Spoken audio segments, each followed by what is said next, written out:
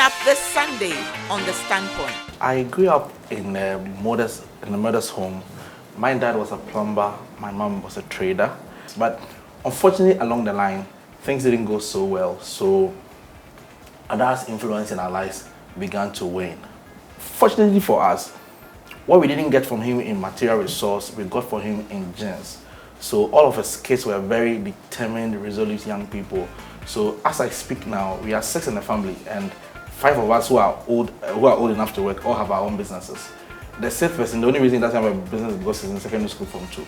You know, it amazes me sometimes because our father was a military person, you know, but he never stayed in the barracks, so we never got the barracks experience as some people had, you know. So we grew up in Accra, Asalam Down to be precise, and my father, even though he was a military person, didn't have that kind of strict, you know, rules, give us that kind of strict rules. You know, he allowed us to be able to experiment as to whatever we wanted to do. But just like Jerry was saying about his father, he was very keen about giving us the best of education, you know.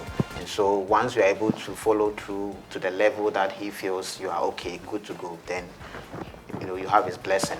Didn't grow up in a home where both mother and father were present. Okay. It was primarily a single parents family. My mom did a lot of the work. My father didn't really do much of the work. So just grew up like that, went through the normal government school system, and then secondary school, university, and here I am. Around my mid-teens, I started getting attracted to things of a philosophical, inspirational, success nature.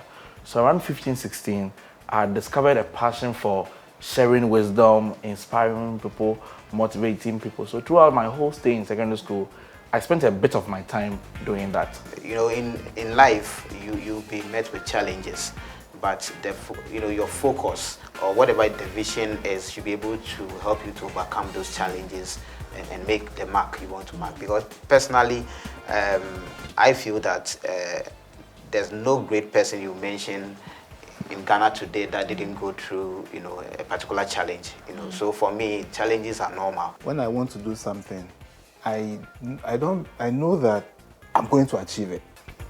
So this sense of optimism sometimes makes it difficult for me to see loopholes that I must deal with.